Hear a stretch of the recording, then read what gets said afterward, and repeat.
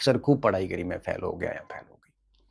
मेरे मस्तिष्क में आता है मैं क्या जवाब दूं, इसलिए मुझे वीडियो बनाना पड़ा कि बेटा आपकी कमी आपसे बेहतर कोई नहीं जान सकता। हम सारी कॉमन कमियां बता सकते हैं, उनमें से आपने कौन सी की है ये आपको ही पता है। एक व्यक्ति सबसे, अगर ये कहे ना कि आपके बारे में सर्वाधिक कोई जानता है तो आप स्वयं हैं। आपको पता होना चाहिए कि अब कमियां कहाँ रहती है। कॉमन कमियां, पहली कमी ये होती है कि हम कंटेंट के ढेर बना लेते हैं, वो नहीं करनी है। अब कई बच्चों ने ये किया होगा। मैं कहता हूं कि हर पार्ट की एक एक किताब ले लीजिए, आप कोई भी लीजिए, कोई फर्क नहीं पड़ता। दूसरी कमी ये होती है कि हम याद नहीं करते, बल्कि हम उसको पढ़ते जाते हैं। अब पढ़ने से कुछ नहीं होता, उसको याद करना पड़ता। आंखें बंद करके सोचिए कि आप उसको याद कर पा रहे कि नहीं पा रहे। कई बच्चे ऐसे होते हैं पढ़ते 20-20 बार है लेकिन याद किया नहीं उसको। क्या ये गलती तो नहीं कर रहे? तीसरी बात, हर पढ़े हुए टॉपिक के पुराने क्वेश्चंस वगैरह हर आयाम से सोच सोच के उसका प्रैक्टिस की कि नहीं करी। अगर नहीं करी तो परीक्षा हॉल में गलतियां होगी। फिर बार बार उसका रिवीजन किया कि नहीं किया। पढ़ते वक्त दिमाग में एज्यूम किया था कि नहीं कर रहे थे कि इसका कैसे क्वेश्चन बन सकता है। क्या आप एक ही परीक्षा को लेके बढ़िया तरीके से तैयारी कर रहे हैं या आप डाइवर्ट हो रहे हैं बार बार? तो आप सभी चीजों पे मंथन कीजिए, गलती कहां रह रही है। और मैं विश्वास के साथ कह सकता हूं कि अगर आप एक आधा घंटा घंटे पर बैठ के न्यूट्रल होकर सोचोगे, खुद के प्रति ईमानदार होना बेटा बहुत जरूरी है। अगर आप खुद के प्रति ईमानदार नहीं है तो आप अपनी गलती को कभी स्वीकार नहीं करोगे, आप उसको इग्नोर करोगे। और बीमारी हो या गलती हो, उसको जितना इग्नोर करोगे ना, वो दुगुने अटैक के साथ वापस आएगी।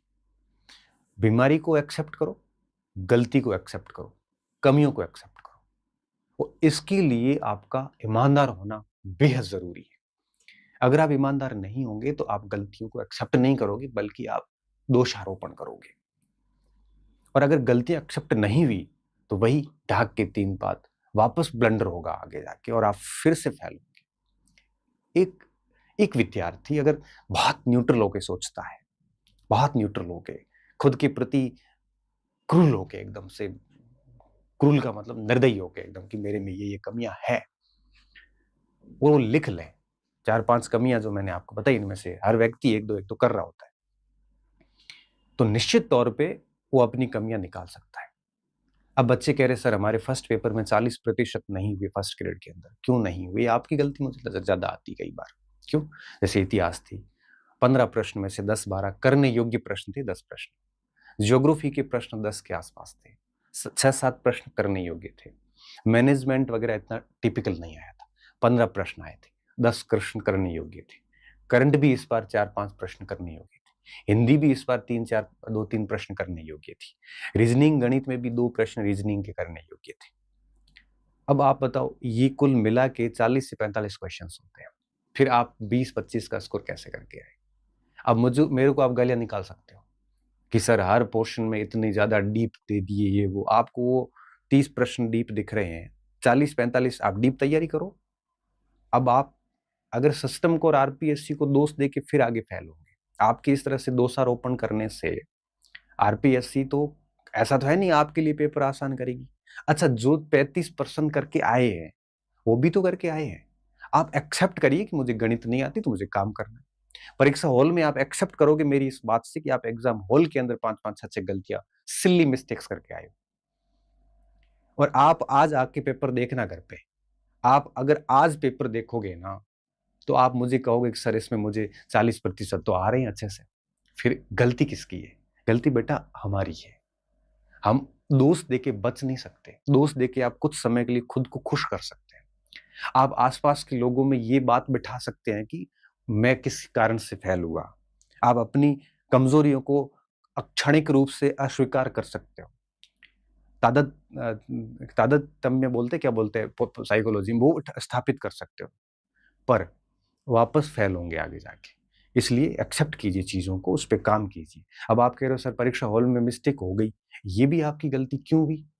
पेपर को ध्यान से पढ़ना था। हमने 10 बार वीडियो बना बना के कहा था कि पेपर कैसे करना है। कई बच्चों ने पास भी किया, तो मैं ये बात क्यों बता रहा हूँ? मैं इसलिए बता रहा हूँ कि आप उन कमियों को फाइंड आउट करिए। तो एनर्जी जब पॉजिटिव वे में लगती है ना, तब बच्चा अपनी कमियों से रूबरू होता है और फिर उसके ऊपर वो काम करना शुरू करता है। और जब कमियों पे काम करना शुरू करता है ना व्यक्ति, तो मैं लिख के दे सकता हूँ कि वो फेल नहीं हो सकता। अब आप मुझे वापस ये कह सकते हो कि सर लाखों अभ्यर्थी बैठते हैं, उसमें सैकड़ों ही पास होते हैं। तो मैं वापस वही बात कहूँगा, इन लाखों में से सैकड़ों ही होते हैं जो कमियों पे काम करते हैं। बाकी व्यक्ति कमी पे काम करना आसान काम नहीं है बेटा।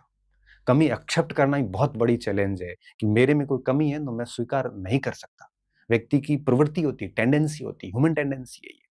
जब कमी एक्सेप्ट ही करने की प्रवृत्ति नहीं है 90% लोगों में, अब तो बताओ, तो जब कमी एक्सेप्ट ही नहीं कर रहे हैं हम, तो सुधार कैसे करोगे? और जितने भी मैसेजेस मेरे पास आए, 3-4 दिन से मैं देख रहा था, किसी ने ये नहीं लिखा मेरी सर ये कमी रही है। सबने यही लिखा है कि बस सर मेरे नसीब ठीक नहीं थे, किसी ने कहा मेरी नियति ठीक नहीं थी, पता नहीं कहाँ कमी रह रही सर, मुझे कमी का पता ही नहीं चल रहा है। जो भी ये लिख रहा है, मैं बहुत ही कड़वे शब्दों में बोल रहा हूँ, आपको बुरा लग सकता है ये बात। आप ईमानदार नहीं है, आप एक्सेप्ट नहीं कर रहे हैं आपकी कमी कहाँ है। और अगर आप ईमानदार है, फिर भी ये लिख रहे हैं, इसका मतलब आप अभी भी नासमझ हैं। आप अभी भी मंथन नहीं कर रहे हैं कि आपकी कमी कहाँ रह रही है। कमी के बिना कभी भी इस तरह से रिजल्ट खराब नहीं होते। ठीक है, एक बार हो सकता है, 2, 3, 4 बार नहीं होते। अब लाखों में से सर आप कहोगे सर सैकड़ों सीट तो 6 लाख बच्चे बैठे, 20 लोग, 40, 50, 100 लोग लेने थे। यहाँ जरूर काम करता है कि हाँ आपकी एक आधी मिस्टेक आपको बार कर सकती है, लेकिन जब 1000 सीट हो या 200 सीट हो, 500 सीट हो, यहाँ पर मैं कह रहा हूं कि उन लाखों में से कुछ सैकड़ों लोग ही होते हैं जो सच में कमियों पे काम करते हैं। तो मैं यही कहूंगा कि अपनी जो असफलता के बाद, विफलता के बाद में जो एनर्जी है, उसको पॉजिटिव वे में ले जाइए। आज ही आज बैठ के अपनी कमियों पे काम कीजिए, कमियां फाइंड आउट कीजिए, क्या क्या कमियां थी, और फिक्स इट, और उसको फिक्स करो, कमियों को खत्म करो, उस पे जबरदस्ती तरीके से लग जाओ आप। और जिस परीक्षा को लेके आप तैयारी कर रहे हैं, वापस उसी को लेके बैठो। अध्यापक में कोई फेल हुआ है तो अध्यापक की करिए। हाँ, आपका सिलेबस बहुत बढ़िया है और इसके आसपास कोई सैटेलाइट वैकेंसी आपके दायरे में आ रही है, सैटेलाइट मतलब सेम सिलेबस वाली, तो आप उसको ले सकते हो। जैसे कोई L1 की कर रहा है, L1 में फेल हुआ है, तो वो CET है, ग्राम सेवक है, उसकी कर सकता है, पुलिस की कर सकता है। और जैसे L2 का स्टूडेंट है, उसके दायरे में कोई 2-4 वैकेंसी आ रही तो ले सकता है। हिंदी का है तो हिंदी सेकंड ग्रेड की तरफ जा सकता है। कोई सेकंड ग्रेड में असफल हुआ तो बड़ी आगे अपॉर्चुनिटी है, उसके बाद आगे वापस सेकंड ग्रेड फर्स्ट ग्रेड की ओर जा सकता है।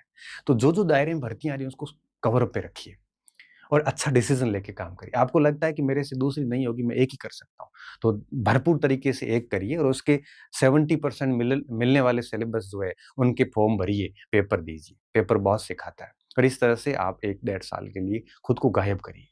सीमित कंटेंट रखिए, खुद पे काम करिए और जितना खुद पे काम करोगे, जितना पढ़ोगे उतनी आपको कमियाँ महसूस होगी। मैं आपको आज फिर से कह रहा हूँ कि 2026 अभी आप वापस पढ़ना शुरू करोगे ना, तब आपको पता चलेगा कि 25 में क्या कमियाँ रखी थी, इस कारण आप फेल हुए।